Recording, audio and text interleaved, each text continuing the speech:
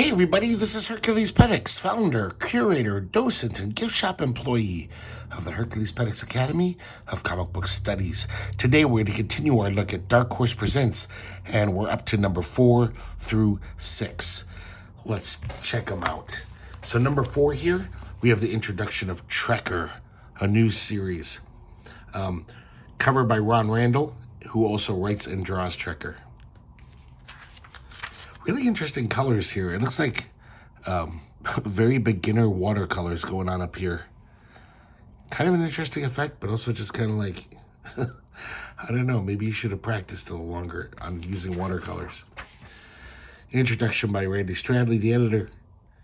And we start off with Trekker. This is the first of a 3-parter. So we're in this city called New Gelaf, kind of like a Blade Runner type city, that kind of scenario. We see these no-goodniks. They're sitting around in their hideout playing poker, and Trekker shows up. She's our hero. I guess in this future, Trekkers are like mercenaries, basically.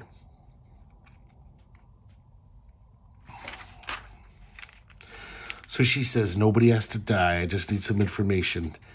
The Gatefish has a big meeting tonight. I need to know where it is.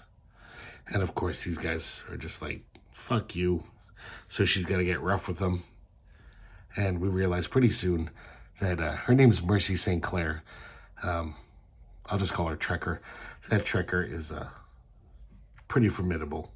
And she takes out all these guys except for one.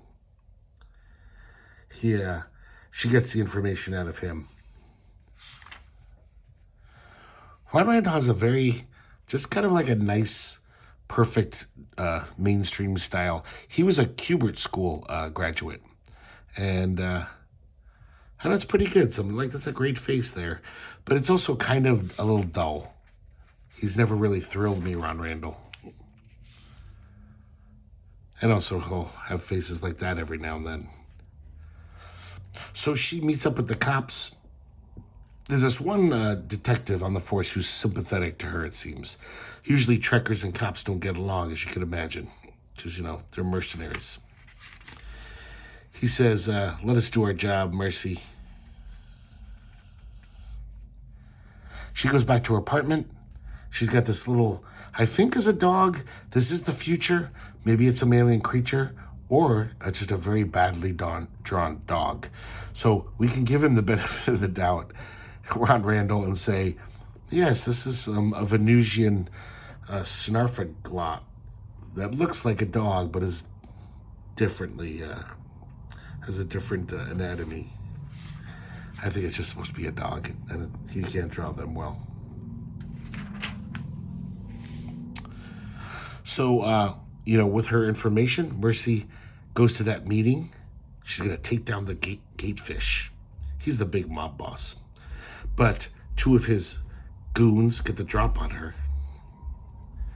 And they capture her. And they knock her out with some gas, some fumes. She wakes up. They're holding her over this kind of portal, or this little thing on this flying craft. And basically, they're going to drop her into a rival gang's hideout. They give her an anti-grav pack so she lands safely. And they give her all these guns. And so Gatefish figures, I'll kill 2 birds with 1 stone. Because either way, either they'll kill Trekker or she'll kill a lot of my rivals. A lot of the gang. And this is how the first chapter ends. She lands right in the middle of this hive of scum and villainy.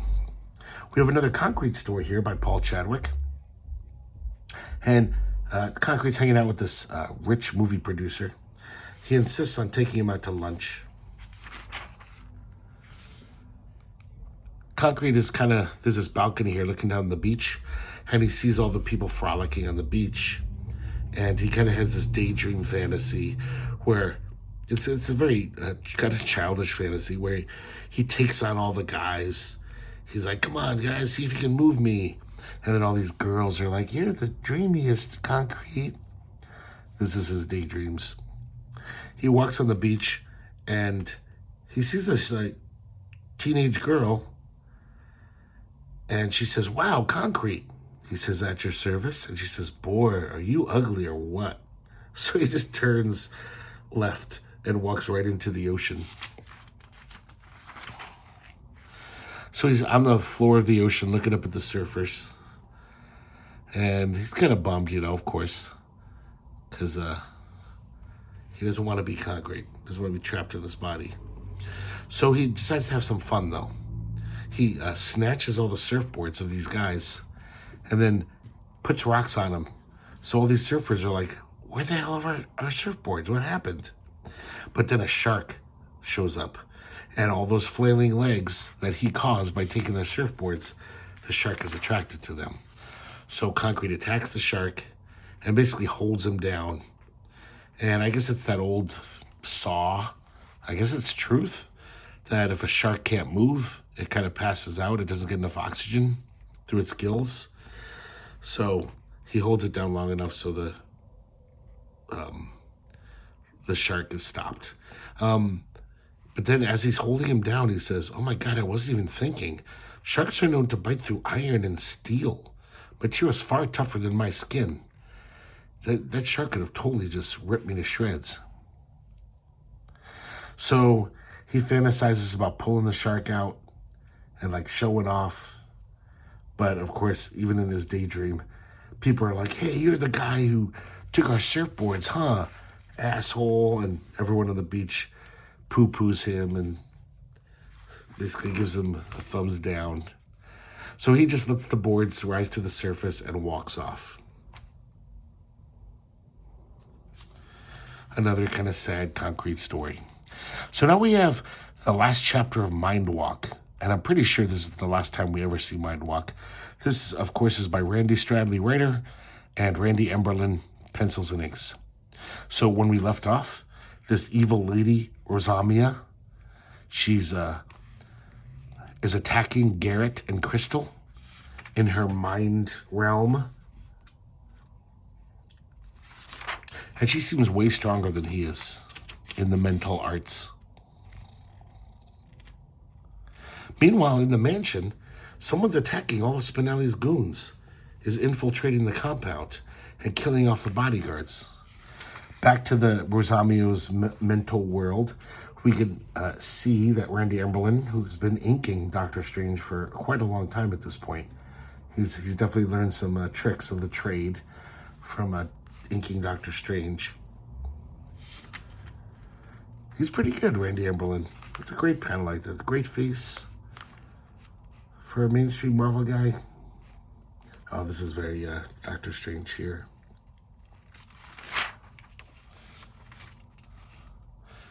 So we keep cutting back between this mysterious figure taking out all the bodyguards of Spinelli and Rosamio threatening Garrett.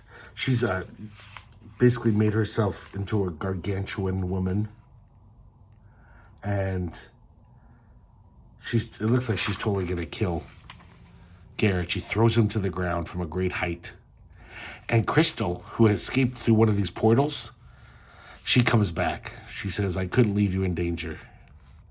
It turns out Crystal's no slouch in the mental department herself, so it was like Garrett was kind of being a little over-chivalrous by throwing her through that portal, like, get out of here, it's dangerous. He needs all the help he can get. So then now in the real world, this guy, we still don't know who it is, who has infiltrated the compound, he just comes to this room and just sees Rosamio, Garrett, and Crystal just standing there. Remember like in Doctor Strange when he'd be fighting Baron Mordo, these cosmic mystical battles, but they're just standing there staring at each other? So he just conks Rosamio on the head, Rosamia, and knocks her out. Turns out it's that government agent again with the steel hand. I should really get his name, but actually I won't need to because this is the last story he ever appears in, I'm pretty sure. And he basically just, he says, yeah, I got a chopper coming. We'll get you out of here.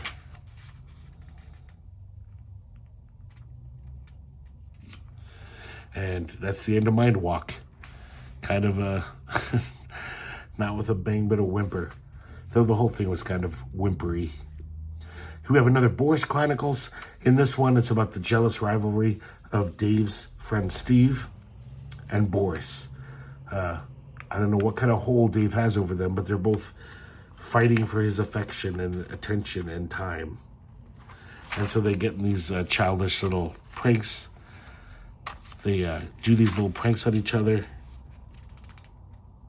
And it's very boring and dumb.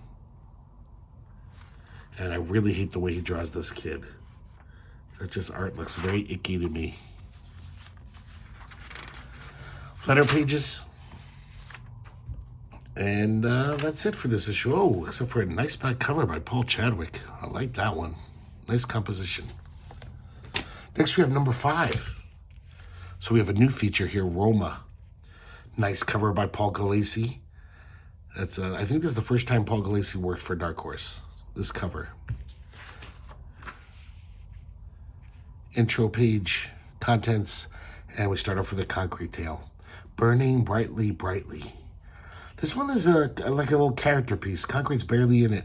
It's about this woman who's an artist who's obsessed with concrete as her subject matter. And it almost seems like she has a crush on concrete.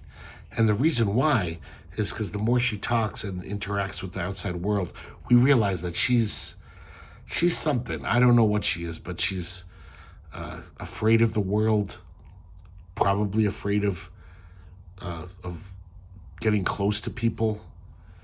And she just lives in this rarefied art world. That's all she thinks about. When she goes outside, she doesn't talk to anyone. This hobo asks her for some change. She's like, keep away. So she just seems like she's scared of the world. And so it makes sense that she might have a crush on concrete, because you could almost imagine she's a virgin. She's never really opened up to anyone. So for her, sex isn't important. She just wants someone to protect her. And that's concrete would be the perfect guy for that. He's like a big fortress wall. And it's kind of obnoxious, her talking about all of her plans for her next project. Ooh, perhaps I'll do a series of blah, blah, blah, showing concrete, da, da, da, da, da. And they all sound really lame, I gotta say. Here's a series of concrete in various actions with odd croppings, head out of frame. And she shows little examples. I don't know, they don't sound very interesting. So I guess she's been writing the concrete and has sent her some of her sketchings and some slides.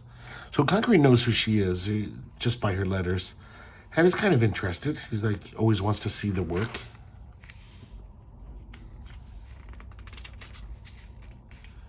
Here we see one of her little daydream fantasies where, it's raining like glass, horrible, harmful things.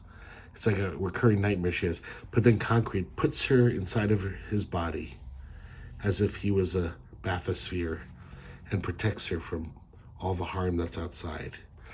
So these are the kind of fantasies she has about Concrete. One day she's walking down the street and all she could think about is, oh, the filth. There's so many filthy street people out here. And she's so engrossed in her own thoughts, she walks right into Concrete. Because they both live in LA. And he just says, pardon me, miss, and walks on. And she doesn't see anything. And her heart is pumping a mile a minute. And she runs to the post office to deliver to mail off some shit. Yeah, that's sort of I did not like. I'm just going to point this out, even though it's an ad, because I don't think this was ever reprinted in the comic. A month or so ago, we looked at the Godzilla comic, which was one of the earliest Dark Horse comics, I realize now. It was probably the third title they ever did. And this is the Chris Warner drawn ad for it. And this art's really nice. I kind of wish he did it. I love Steve Bissette, but the other artists on that kind of ruined it. It's not that great. So now we have a new series called Roma, written and drawn by John Workman. Basically one of the best letters in comics history. But who knew he could do this well? Well, actually I did, because I used to read heavy metal, and every now and then I'd have a strip in there. But it's just weird that a guy who's this facile with a pen has drawn so little. This is a very... I'm not a fan of Roma, though. It's kind of interesting to look at because the style is very unique. It's not like reinventing the wheel or anything, but his style is very unique.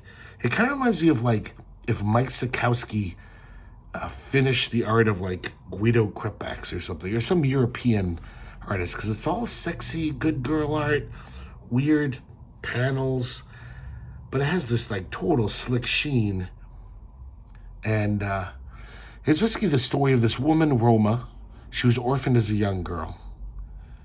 And she grew up, though, pretty happy and healthy, and apparently very promiscuous. Had a lot of boyfriends. She likes sex. And then she starts having nightmares on her 21st birthday. She starts, and every nightmare she hears this word. Barbrana, over and over. So she goes to the library and looks up Barbrana. Apparently, it's an island. So every excuse they have to get her into her panties and bra. I wouldn't be surprised if he redrew this stuff and if she was just outright naked. Because Dark Horse Presents, they didn't go by the comics code, but they were also pretty clean. So she hooks up with this guy named Pietro. And this is near the European city that Barbrana is off the coast of. And basically he promised Roma that he would get her onto the island. It's a private island. Basically the plan is he has a sister who's a maid there. He's going to basically tell his sister to take a nice vacation. Roma's going to give her money so she can go to Hollywood or something. And then she's going to take her place. Lots of cheesecake throughout this. He does draw really yummy women. Roma's pretty damn sexy. So the next day, this woman from the island, Miss Braun, comes to pick her up. And she says, oh, well, okay. And she's in a flying car that flies over the channel. Meanwhile, on that same island, we see these 3 escaped convicts who just got out of jail. And basically they just got there. They're hungry. This guy Jenkins, he's kind of like the goofball of the 3. And there's this guy Trace, who obviously by how handsome he is, we know he's not really bad. That's just a comic book logic there. But then there's this guy Dix, and he's like, yeah, food's good, but I want me a woman. So this guy's the bad guy. Trace says, listen, I'm not gonna stand by if I see you like messing with a woman. Because he's the good guy, and you can tell, because look how handsome he is. So Dix is like, shut your mouth. Listen, guys, I'm in charge here. And Trace is just like, yeah, well, just you try it. I'm not going to let you be a monster, Meanwhile, we see late Miss Braun is driving Roma to meet the owner of the island, Mr. Salinger. And Braun presses a button, though, and these lights and sounds come on, and it puts Roma to sleep.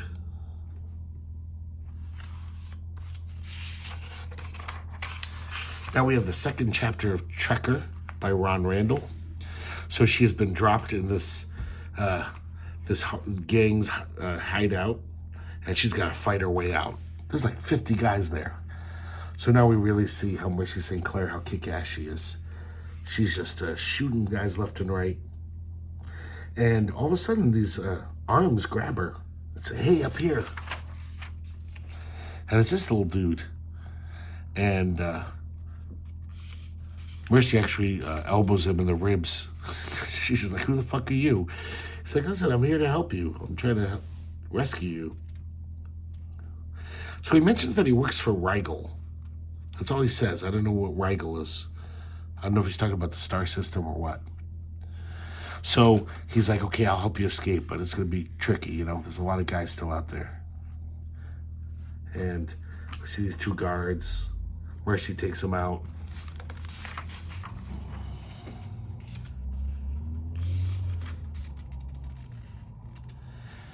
And so they make it to the little spaceport, and Mercy gets to the ship and escapes. She goes right to the detective's place, the one she was talking to earlier. I'm sorry, he's a lieutenant, I should mention. And she basically tells him what's going on. She says, yeah, Gatefish got the upper hand, but I'm taking down his ass next time I see him.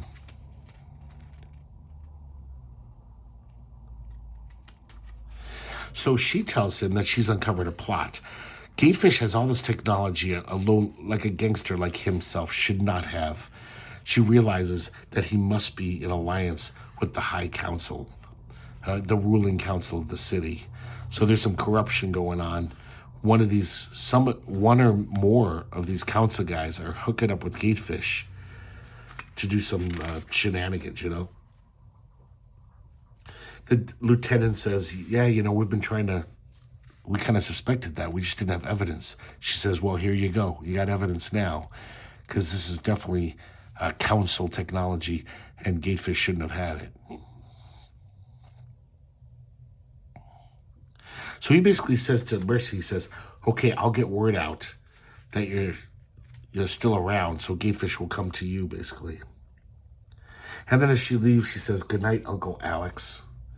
So I don't know why they thought that was some big cliffhanger thing to wait for 2 issues.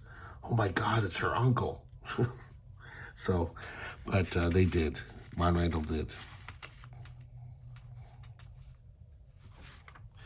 I guess the one councilman, his name is Gray. Councilman Gray. That's the one there they think is the corrupt one. So now we have another James Dean Smith story. The Boris the Bear guy. It's called Pookie, the magical stuffed bunny, and picking up sticks. Pookie is the teddy bear that Boris the Bear carries around. And we see these Tom and Jerry, or at least the Tom. Wait, Jerry's? Jerry's the mouse, right? And he does that really good, I gotta say. He really nails the MGM cartoons of Tom and Jerry with these mice. So I guess their little mouse hole is somebody rammed a piece of wood inside, so they're going to starve. And so they get the help of Pookie. And Pookie dislodges it from their hole. And then Boris shows up. Oh, I'm sorry, Pookie can't dislodge it. But basically, he puts himself under the branch, knowing that Boris will see him and yank the branch out and save the day. That was way too much time to even talk about that dump strip. Letter pages. And I guess Dark Horse Monthly is going to monthly. Dark Horse Presents is going to monthly status. Now we have number 6. Roma gets the premiere spot here, covered by John Workman, of course. And now we have the 3rd and last chapter of Trekker. So wait, maybe this is a cat. A poorly drawn cat, not a poorly drawn dog. So we see Mercy St. Clair get ready for action. She's loading her guns, feeding her cat, checking her tights. And she thinks someone's trying to break into her house. Turns out it's her friend, Molly. Molly's her cat sitter. And some of these panels could almost be Al Williamson. Randall really... I think if he had a lot of time, he could be really good. But then there's some panels where you're like, ugh. Oh, look at this thing. It's a fucking wombat? What is that? So I guess Gatefish's men are watching Mercy's apartment. They snag her while she's walking down the street, throw her down a manhole cover into the sewers, and then they attack her. But it's not so easy to overwhelm Mercy St. Clair. So all these goons are trying to take her out. I like how basically all the Kubrick School graduates, even the ones I don't like, the Kubrick School really did hammer down the basics of like comics grammar to them. They're all pretty good storytellers because they just know that shit. There's a lot of flashy artists out there who their art's pretty. Very pretty, but it's like, yeah, I'm getting lost in your storytelling. But almost all these Kubrick School guys, They got the basics down. That's my endorsement for the Cubert School. I think it's probably a good school if you want to learn comics. So she finally takes out the gatefish.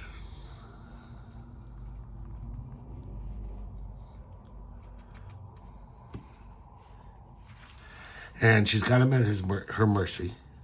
She shot him in the arm, and she's going to blow his face off. But, you know, she's just like, no, I can't do that. She's a goody two-shoes deep down, even though she kills like so many guys in these comics.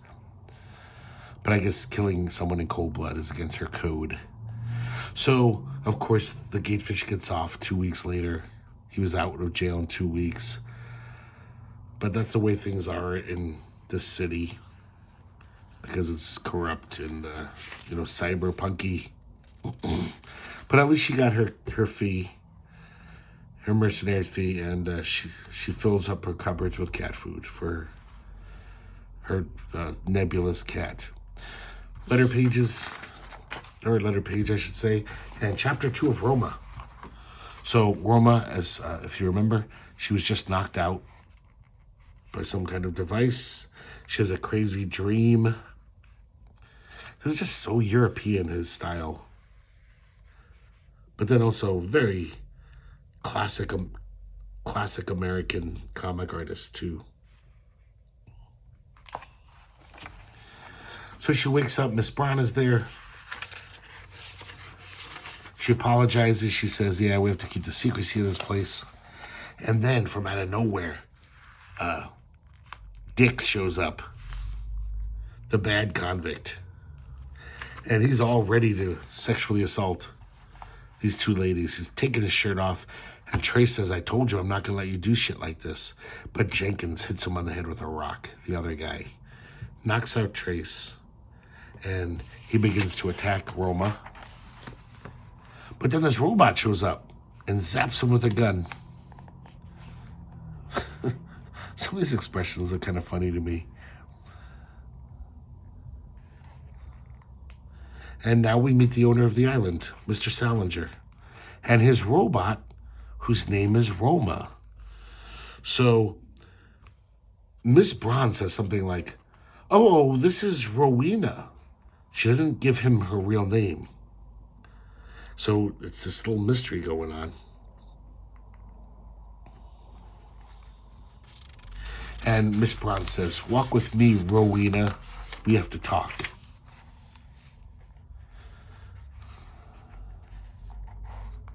So apparently Miss Braun knows a lot about Roma that she hasn't been letting on about. So Salinger, turns out, is Roma's father. Turns out that Miss Braun and Salinger are aliens. They're not truly human. Hundreds of years ago, Salinger and the one who was your mother and Miss Braun were sent to Earth as observers. They studied Earth people, and over time they became more and more like them and lost contact. So they basically became like, they went native, if you will, you know? So they were 22 years ago. Roma's parents basically attained a near complete change to humanity, and then they had you. Your mother gave birth to you. Your mother was killed, and your father became insane. Miss Braun knew what was going on the whole time. She allowed Salinger to believe that Roma had died as well. So that's why he created this substitute Roma robot.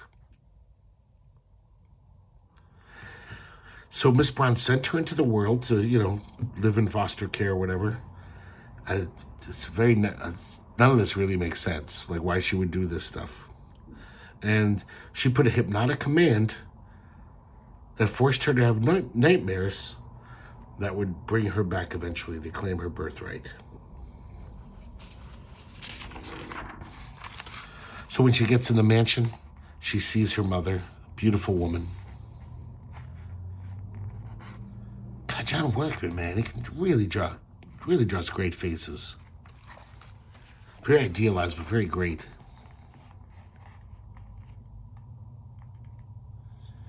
And this is how it ends, at least for me, because years ago I got rid of Dark Horse Presents number 7 and up. Well, not all of them, but so I can't remember what happens to Roma. I don't really care. Not a fan of that series. There's something off about it. I don't know. So now we have a concrete story. I remember when I was a youngster, when I first read this comic, this meant so much to me. Because, I was like this self-hating, unlaid, 21-year-old virgin. At the time this came out, I don't even think I was that old. But I still was a virgin. And this is a really sad concrete one. And it starts off with Ronald Lithgow's journal entry. Now, Ronald Lithgow is the guy who became Concrete. And in his journal, he's talking about planets. If planets should ever touch or even come close, gravitic forces immediately tear them to pieces. And I love this. We just see Concrete looking like some weird planet. This is by Paul Chadwick, of course. So once again, Concrete gets invited to some swank Hollywood party. I guess he helped with the special effects in this movie. Some kind of sci-fi movie. And he's all alone. He goes in. Of course, like always, everyone's treating him like a freak. People are acting scared of him. The host is very kind, though, and very nice.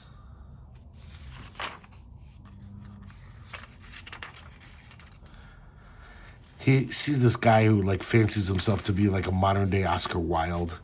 This, guy who's cynical and sardonic before his time, talking about the glory days of Hollywood and the decadence, the lovely decadence of early Hollywood. This comedian comes up to him and gives him a humiliating offer. A really stupid, he's a fucking moron. And then he sees that Oscar Wilde wannabe seduce some young kid. Which is weird, because it's not like he is seducing him with his words. But, he's just saying, I don't know, it's seduction. But I guess this is supposed to be a sign that oh, what a decadent party this is. And so Concrete looks down at the pool and he runs off the roof. And we see the image from the first page. And he cannonballs into the pool, splashing everyone at the party. I don't know. I think that story hit me because I felt like this at parties. I just felt like such an outsider, so less than. I felt like everyone was just better than me. And now I look at the story and I'm like, eh. But, oh man, when I read this and when it came out, I was just like, whoa, that's heavy. They really know me. Next we have Doc Abstruse Explains Warp Speed. This is written by Steve Mattson and drawn by Tony Salmons. Never liked Tony Salmons. All my friends think he's the bee's knees. But he was interesting, though. He had the weirdest style at Marvel Comics in the 80s. I don't know how he kept getting gigs, but he had this very, very unique, weird style. He did not seem to even try to do the Marvel, typical house style. And yet he'd get, covers to Spider-Man and, some kind of big gigs. It was kind of interesting, just the fact that there was such a wonky artist at Marvel. So Doc Abstruse is very much like Doc Watchstop, those super smarty pants characters, and he's explaining warp speed to his young student, his young protege. He's folding up a map, punching a pencil through it to explain how you can cover great distances without really moving at all. And he says, look, I'll demonstrate it to you. And their spaceship goes through the whatever dimensional wall or whatever you want to call that. And his student says, what about the holes we rip in space? How do they close up? And the doc says, oh, due to the elasticity and cohesiveness of space, it just pops back. Sounds like he's not quite sure. And sure enough, the next page, we see like, it almost looks like it's the hands of God who's got to sew this back up every time someone breaks through it. He's like, mumble, grumble, sons of bitches. And that's that. So there you go, guys. Dark Horse presents number 4 through 6. So now we have finished the initial 6 issues of Dark Horse. We're going to jump ahead about, 13 issues next time. And then after that, we're going to jump ahead more. But there's some specials in those first 5 years that, like, Dark Horse presents specials, best ofs. I'm going to show those off too. But it gets better from here, I promise. This, like I said, a lot of these I just keep from nostalgia.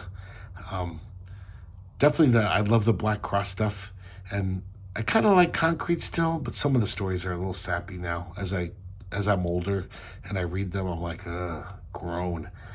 But I still kind of like them overall. And hey, it's a Paul Galassi cover. What's not to like? So hope you guys enjoyed it, and I hope to see you next time here at the Herculespetix Academy of Comic Book Studies.